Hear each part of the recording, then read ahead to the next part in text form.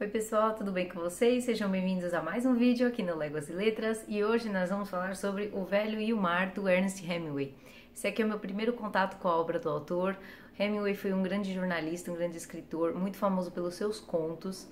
Naquele projeto de leitura que eu faço, lá dos 100 grandes clássicos, o livro que está indicado naquela lista é O Adeus às Armas, mas o meu primeiro contato com a obra dele foi com O Velho e o Mar, essa história curta, essa novela de grande impacto, é uma história muito legal. Quem acompanha aqui o canal pode ter reparado que este aqui não é o meu Kindle de sempre, esse aqui é o Kindle do meu marido. Nós lemos esse livro em conjunto com um casal de amigos e uma coisa que eu gostaria de recomendar antes de começar a falar do livro e da obra do Hemingway é o seguinte: tem amigos que leiam livros com vocês. Então eu sempre falo aqui do nosso Clube Ponto Vírgula também, lá de um grupo de amigas muito querido também. Então é muito legal porque você chega com algumas ideias para falar e sempre aprende muito, é sempre muito enriquecedor ver as opiniões das pessoas, as diferentes interpretações que uma obra pode ter, né? Principalmente esses grandes clássicos. Então tem amigos que leiam com você, faça seus clubes de leitura e se você não conseguir, não tiver ninguém para fazer isso com você, vem aqui e deixe seus comentários aqui no Léguas Letras, porque é para isso que eu fiz esse canal, para conversar com vocês. Bom, então vamos à obra, né? O Hemingway, então, ele é um autor do século XX, ele nasceu em 1899 e ele morreu em 1961, ele se suicidou. Toda a sua obra, então, é muito concentrada, claro, no século XX. O Hemingway, ele atuou como jornalista ao longo da sua vida e ele atuou em vários lugares. Uma curiosidade é que ele chegou a atuar até no fronte da Primeira Guerra Mundial como piloto de ambulância lá na Itália. E essa vivência dele da guerra proporcionou para ele muita bagagem para escrever várias obras, inclusive O Adeus às Armas. E aqui, esse livro, O Velho e o Mar, ele foi escrito em 1952 e em 1954 ele ganhou um prêmio Nobel. Então, esse livro aqui acabou levando o Hemingway ao prêmio. Ele realmente foi citado no discurso da premiação como uma grande obra, assim, a cereja do bolo da obra do Hemingway. Essa história ficou tão conhecida que ela rendeu 3 adaptações para o cinema, vou colocar aqui os cartazes para vocês. Eu ainda não assisti aos filmes, mas me parecem bem interessantes, já que, né, 3 adaptações diferentes, uma de 1958, uma de 1990 e uma de 1999. Essa edição aqui é da Bertrand Brasil, eu gostei bastante dessa edição, eu imagino que a versão física deva ser ainda mais bonita, porque ela contém algumas ilustrações, essa capa eu achei super legal, e já vou mostrar aqui pra vocês algumas das ilustrações de dentro da obra. Vejam aqui que legal. Não vou mostrar muito mais, porque senão vocês vão conseguir ler o texto, e aí pode ter algum spoiler, mas tem várias ilustrações preto e branco assim ao longo do livro, é muito bonito, eu acho que vale bem a pena. Nós lemos aqui essa versão digital, mas podemos ler também no físico, que é muito bonito. Então vamos ao livro. Como eu disse, esse livro aqui é uma história curta, uma espécie de parábola, na qual nós vamos acompanhar a trajetória desse pescador Santiago, um senhor, um pescador experiente, mas que está há 84 dias sem pescar nenhum peixe. Então, um belo dia ele resolve ir para o mar, no 85º dia, nessa esperança de conseguir algo. O Santiago, ele é ajudado, sempre é ajudado por um menino chamado Manolim, e esse menino, os pais dele não permitem que ele pesque mais com o Santiago porque ele se tornou o azarão, né? Depois de todo esse período sem conseguir pegar um peixe, ele está sendo considerado o azarão, e então os pais do menino colocam o menino para trabalhar em outro barco.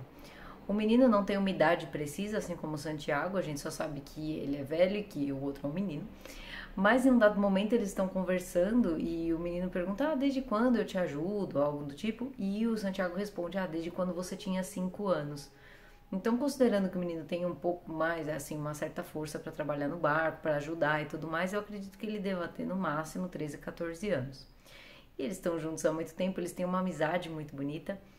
E é bem interessante porque o Santiago, ele vive numa situação de pobreza é uma grande miséria na qual ele vive, né? Então ele dorme em cima de jornais, a casa dele é super pobre, não tem praticamente nada, só tem ali um altarzinho, um retrato da esposa já falecida. Ele vive de caridade, e esse menino leva para ele comida, as pessoas da aldeia mandam comida para ele.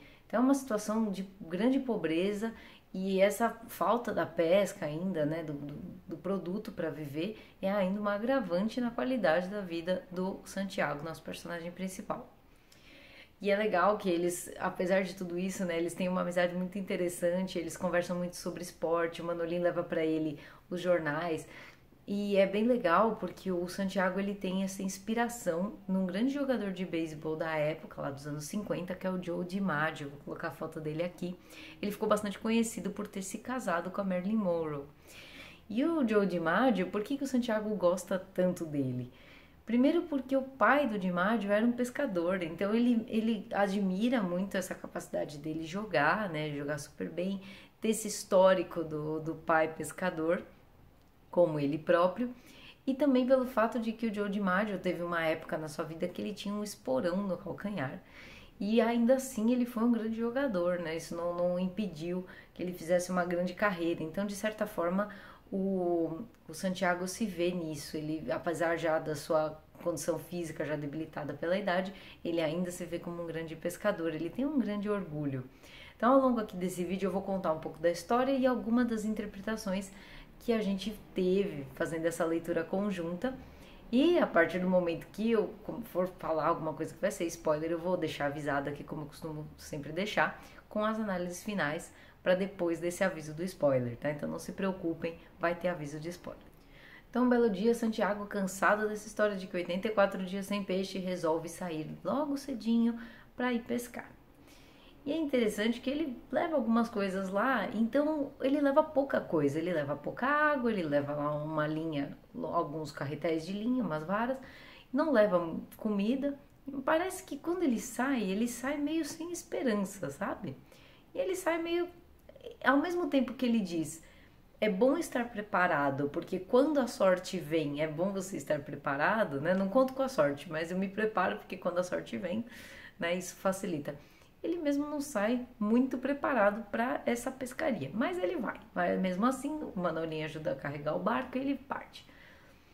E nesse dia, no 85º dia, que ele dizia que ia ser um grande dia de sorte e tudo mais, ele realmente consegue pescar um peixe, e não é qualquer peixe, ele pega um peixe gigantesco, um marlim. Vou colocar a foto aqui do marlim para vocês. Ele é imenso, esse peixe é maior do que o próprio barco do Santiago. E aí começa o centro dessa obra, que vai, praticamente toda a obra vai ficar nesse embate entre o pescador e o peixe. E aqui até nesse ponto a gente consegue tirar algumas lições bem interessantes, porque ele vai ficar dias nesse embate. Ele vai sentir a fisgada do peixe, ele vai perceber que aquele é muito maior, né? É muito maior do que ele estava esperando. Então ele começa a desfazer aquelas linhas que ele tinha preparado para peixes menores, e ele amarra uma na outra para poder dar mais linha nesse peixe, e o peixe vai arrastando o barco lá para o meio do mar. E ele vai ficar dias em alto mar nesse embate com o peixe. Cerca de 3 dias ele vai ficar lá com apenas uma garrafa de água e tendo que se virar ali. Ele passa a linha no próprio corpo para poder conseguir fazer o equilíbrio ali, o jogo de forças com o peixe. E é assim que ele vai ficando por 3 dias e vai ter que dar um jeito de pegar ali, conseguir pescar uma outra coisa, cortar com uma mão só e segurando a linha e conduzindo o barco. E ele vai ficar nessa luta com o peixe por todo esse tempo, toda essa força física, apesar da sua idade. Então, até esse ponto aqui do livro, a gente tem algumas lições, algumas mensagens interessantes que nós encontramos. Então, a primeira mensagem seria de que paciência e determinação são grandes virtudes, porque ele vai, realmente você vai ver o quanto isso vai ajudar na batalha, né? Ele é muito paciente, ele não tem pressa, ele conversa com o peixe, ele fala em voz alta, ele vai estar determinado a vencer essa luta. Então, por mais difícil que seja, por mais velho que ele seja, por mais debilitado que ele esteja, ele continua paciente e determinado a ganhar essa batalha contra o marlim. Uma outra lição interessante é a capacidade que o Santiago tem de sempre ver algo bom. Então, como eu mencionei, ele sai um pouco despreparado, mas ele fala, não tem problema nenhum. Começa a dar uma cãibra na mão dele, e aí ele começa a lembrar de quando ele lutou lá um braço de ferro, lá que ele ficou 2 dias lutando um braço de ferro e venceu e se tornou meio que uma lenda pela sua força. Quando ele tá lá numa situação horrorosa, que ele tá sem água, sem comida, e aí começa a vir um vento meio estranho que vai levar ele ainda mais pro meio do mar, ele pensa, não tem problema não, esse ventinho me convém. Toda vez que acontece algo ruim, ele vê algo bom. Então é legal, porque você vê que ele tá numa situação extremamente difícil e ainda assim tem essa capacidade. E ainda nesse contexto, a gente tem mais uma lição que o despreparo dele não tira a sua esperança. Então tem uma frase que ele diz, que é bem legal, que é assim: agora não é o momento de pensar naquilo que você não tem. Pense antes no que pode fazer com aquilo que tem. Então tem algumas frases interessantes nesse livro, essa é uma delas. Então, ele vai mesmo despreparado, ele fala, não, eu vou conseguir e é com o que eu tenho aqui que eu vou dar conta desse marlim. Essa identificação e esse embate do homem e da natureza. Então, ao longo dessa luta com esse peixe nessa pescaria, por muitos momentos a gente vai perceber que ele se identifica com esse peixe. Ele pode se identificar com o peixe na figura dele jovem, né? Porque o peixe é muito forte, como ele era quando ele fez aquela queda de braço. Então ele meio que conversa, ele se identifica, ele respeita a natureza, ele respeita essa força superior a ele e ele sabe que ele é apenas um serzinho aí nessa imensidão que é o mar. Ele está acostumado com esse ambiente. Então ele também tem essa visão, ele se identifica ao mesmo tempo que ele luta contra. Ele vê no peixe a força da juventude, a força que ele próprio tinha, mas ele ainda assim tem o orgulho de dizer, não, eu vou vencer essa batalha. E uma outra coisa que nós notamos aqui, até esse ponto, que é a religiosidade dele, que aparece só na hora que é o que o bicho pega mesmo. Porque ele mesmo diz que ele não sabe muito o que é pecado, ele reza mecanicamente o Ave Maria, que é o mais fácil. E ele diz, vou rezar isso daqui porque é a mais fácil que eu lembro agora e eu não sei o que é pecado. Então ele busca a religião ali, a religiosidade, só quando a coisa está realmente feia. Até então ele se fia única e exclusivamente da sua força física, do seu orgulho e da sua própria esperança. Então até esse ponto vocês viram quantas coisas legais já aconteceram, quantas lições interessantes a gente pode tomar e novamente eu repito, por isso que é legal fazer leituras em conjunto. Eu cheguei lá com algumas ideias, outros chegaram com outras e a gente foi conversando e foi chegando a novas conclusões sobre essas mensagens de todo esse período aqui do livro em que ele luta com esse grande marlim. Então é super legal, né, gente? Eu já gostei muito desse livro, tinha gostado e depois da discussão eu gostei ainda mais. Então agora, até aqui esse ponto, essa foi a sinopse da história, é mais ou menos isso que vai acontecer e essas são algumas lições que a gente tem ao longo do livro. Se você não tem problema com spoilers, então aqui eu já vou deixar o aviso que a partir de agora eu vou contar do meio para o final da história, as principais lições aí que nós tiramos dessa segunda parte. Então está avisado, se você não gosta de spoiler, fique por aqui, vá ler essa historinha e depois volte aqui para ver meus comentários, volte para ver esse vídeo. Espero que vocês gostem dessa segunda parte também, que é muito interessante. Bem, avisado está, vamos à próxima parte da nossa análise. Então Santiago fica lá 3 dias lutando com o peixe, naquela dificuldade, bebendo água com uma mão só, com problema na mão esquerda, aquela corda cortando suas costas, uma dificuldade imensa, até o ponto que ele finalmente salta da água, aquele peixe gigantesco, e se aproxima do barco o suficiente para que o Santiago utilize o seu arpão para ferir o peixe e finalmente matá-lo. Com a sua experiência ele consegue acertar bem o ponto necessário e ele mata o peixe. E aí você pensa, nossa, finalmente ele ganhou, parabéns Santiago, que legal, tal. Não, agora os problemas vão começar de verdade, porque o Santiago fez isso e ele está, gente, ele navegou 3 dias lá para o meio do mar arrastado pelo marlim, um peixe imenso maior do que seu próprio barco. Tem uma pausa para procurar aqui a foto do peixe, olha só esse desenho, que legal, dele aqui saltando para fora do barco, ele é imenso, ele é maior do que o barco do próprio Santiago. E enfim, ele fica nessa dificuldade de pensar o que eu vou fazer com um peixe tão grande. E ele decide amarrar o peixe ao lado do barco e voltar para a costa. E as dificuldades vão ficando cada vez maiores porque no momento que ele feriu o peixe com o arpão, adivinhem, saiu sangue, né, gente? E saindo sangue, o que nós vamos atrair? Vamos atrair muitos tubarões para o barquinho do nosso amigo Santiago. E aí começa uma grande batalha dele contra os tubarões. Então, no primeiro momento ele pensa, nossa, com um peixe grande desses eu vou cortar um pedaço, eu vou vender pro fulano, eu vou dar um pedaço pro ciclano que me ajudou. Então ele vai pensando o que ele vai fazer, mas quando começam a chegar os tubarões vão começar a arrancar pedaços do peixe, não vai ter como. E ele vai lutar, mesmo totalmente despreparado, mesmo sem equipamentos adequados, ele vai lutando com os tubarões até conseguir chegar. Então ele primeiro vai ser atacado por um tubarão só e depois por um bando de tubarões, que no fim da situação toda ele vai quase morrer ali, vai correr um risco de morte muito grande nessas lutas com os tubarões, que afinal de contas é um barquinho pequeno. Mas ele vai conseguir escapar vivo. O problema é que ele vai chegar ali na costa de Cuba apenas com a carcaça do peixe. Acabou a carne, acabou aquele sonho lá que ele tinha de vender o peixe, acabou. Ele chega só com a carcaça e a espada do marlim. E aí nós vamos estar muito tristes quando tudo isso acontecer. Ele vai chegar, mas quando ele chega na praia, é muito interessante o que acontece, porque o pessoal da vila vai ficar extremamente impressionado com o tamanho daquela carcaça e vai achar que o Santiago é um cara incrível, um grande herói. O menino também fica super impressionado. Eles começam a medir lá o tamanho da carcaça do peixe. E ali, enquanto os pescadores estão medindo essa carcaça do peixe, vai chegar uma turista, né? Ela vai estar passando com o marido, uma turista americana, e vai perguntar o que é isso. E essa parte eu achei que é digna de nota, porque vai ser dito o seguinte. Chega uma turista e ela vai perguntar o que é aquilo, ela pergunta em inglês. Então, o que é aquilo? Perguntou ela ao garçom, apontando para o longo esqueleto do grande peixe que agora não passava de lixo à espera de ser levado pela maré. Tiburão, respondeu-lhe o garçom, tentando explicar em espanhol o que sucedera. Tubarões. Ah, não sabia que os tubarões tinham caudas tão belas e tão bem formadas, comentou a mulher. Eu também não, replicou o companheiro.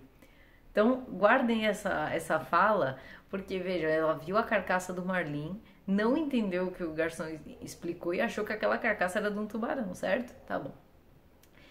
Então aqui, depois disso, o Santiago, eles estavam ali medindo a carcaça, tudo. O Santiago chega super cansado, o menino encaminha, vai com ele pra casa, porque afinal ele tinha ficado vários dias no mar, sem comer, sem beber direito, e ele vai deitar e vai dormir.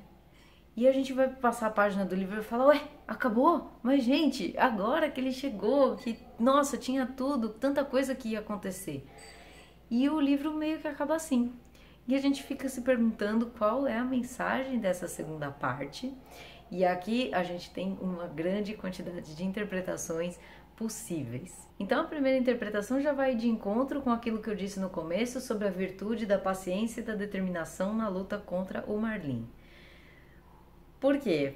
Porque o marlim, esse peixe imenso que mal cabe no barco do Santiago, ele pode simbolizar aquilo que é grande demais para nós, mas que uma vez que a gente consegue agarrar, a gente não consegue abrir mão daquilo.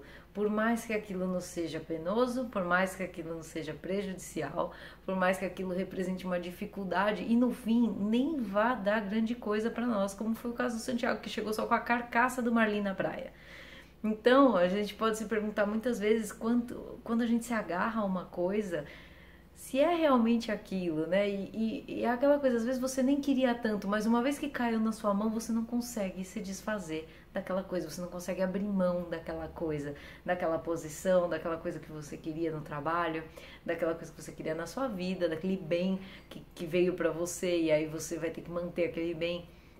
Então tem essa outra visão, porque de um lado a gente pode pensar na paciência e na determinação dele em ficar com aquele peixe, e de outro o quanto aquilo foi ruim para ele no final das contas, que ele quase morreu nessa luta contra os tubarões e tudo mais. Ele poderia ter morrido, e no fim, né, o que aconteceu, chegou com a carcaça. O outro ponto também vai de encontro àquele primeiro no despreparo e ver o lado bom das coisas. Até que ponto é bom você ver sempre o lado positivo das coisas. Porque aqui o Santiago deu muita sorte, porque no fim ele foi atacado totalmente despreparado por tubarões por 2 vezes. E ele escapou porque é sorte, porque, né, ele deu muita sorte de escapar. Mas imagina, você sempre fica vendo o lado bom e aí você acaba se metendo em situações que poderiam acabar com você. No caso do Santiago, que ele poderia muito bem ter morrido. Deu sorte, mas ele foi totalmente despreparado para enfrentar grandes perigos, uma situação assim super difícil. Então tá aí também uma interpretação contrária àquela coisa positiva do começo que a gente viu na luta com o marlim. Aquela parte da turista que eu mencionei, ela me pareceu interessante porque ela pode passar a seguinte mensagem, que de longe ninguém vai entender as suas lutas. Porque vejam, de um lado, o pessoal da vila achou o máximo ele conhecem o mar, conhecem os peixes, sabiam que se tratava de um marlim, sabiam que aquilo foi ainda assim um grande feito para o homem. Mas a turista vendo, nossa, um tubarão. Então, ela simplesmente coloca de uma forma totalmente simplista a grande batalha, a maior talvez batalha da vida do Santiago. Então, de longe, ninguém entenderá suas lutas. E a última reflexão que nós fizemos foi a seguinte: afinal, temos aqui uma vitória ou uma derrota? A pergunta fica no ar porque você tem vários pontos de vista possíveis. Então você pode ter, pro lado do pescador, dos pescadores da vila, foi uma grande vitória, porque afinal de contas ele chegou lá, ele foi enaltecido, ele se tornou um herói, porque, nossa, que marlim gigante que você pescou depois de 84 dias sem nada. Então, pro menino ele também se tornou um grande herói. A espada do marlim, né, aquele, como se fosse um chifre que tem, né, no peixe, ficou pro menino como uma lembrança dessa vitória do Santiago. Então ficou essa coisa, para eles foi uma grande vitória. O Santiago, ele simplesmente andou para casa dele, deitou e dormiu. Então nisso fica no ar se para ele foi uma derrota. E tem uma frase bem interessante nesse livro que é, até só eu aqui a capa. Uma frase que é: o homem pode ser destruído, mas nunca derrotado. Uma frase muito conhecida do Hemingway. Então é interessante porque, da mesma forma que ele fala lá do despreparo, que é bom sair preparado e ele sai despreparado, essa frase de que um homem nunca pode ser derrotado, ela é colocada aqui, mas pode parecer que o Santiago saiu derrotado sim. Então vejam, tem algumas interpretações aqui, porque se a gente pensar que ele insistiu na briga com o peixe pelo resultado dessa batalha, se ele pensar realmente no dinheiro que ele ia ganhar, se ele foi pensando nesse resultado, ele perdeu. Porque afinal ele chegou lá com a carcaça e sem nada. Se ele insistiu na batalha pela fama, e isso é possível de a gente imaginar, porque apesar de o Santiago parecer um cara muito humilde e tudo mais, a gente vê que ele tem um grande orgulho por esse passado que ele teve, por aquela luta lá no Braço de Ferro de 2 dias, que a gente pode até pensar se ela é realmente verdadeira ou não, se é uma lembrança verdadeira ou não, ou se ele simplesmente criou essa imagem para conseguir se inspirar ali na hora da dificuldade da batalha com o peixe. Né? Então, se ele fez isso com essa busca da fama, ele foi vitorioso, porque ele fez história ali na Vila dos Pescadores. E aí tem essa última mensagem, que nem sempre a vitória ela é visível, né? Também sintetizada nessa fala aí da turista. E aqui tem uma observação que o próprio Gabriel Garcia Marques fez sobre esse livro, dessa inutilidade da vitória. Porque no fim, nem sempre todo mundo vai ver, né? Ele finalmente pescou alguma coisa e foi devorado, mas nem sempre vão ver que isso vai ser uma grande vitória para a pessoa. Como foi visto pelos pescadores, não foi visto pela turista. Vocês vejam como mesmo uma história curta dessa, um livrinho de 126 páginas, pode trazer tantas possibilidades de interpretação, de discussões, de resultados diferentes, de percepções diferentes para o leitor. E é isso que eu adoro nos grandes clássicos, gente, essa capacidade de fazer a gente pensar e refletir e tirar lições para a nossa vida também. Como vocês viram, quantas lições interessantes que a gente pode aprender aqui com o nosso amigo Santiago. Bem, essa então foi a resenha sobre o Velho e o Mar. Eu espero que vocês tenham gostado desse vídeo. Curta, comente, compartilhe, vamos conversar aqui, deixe seus comentários, porque afinal de contas é para isso que eu faço esse canal, para conversar com vocês e a gente trocar ideias sobre esses grandes livros maravilhosos da nossa literatura. Então um grande abraço a todos, pessoal, muito obrigada e até o próximo vídeo.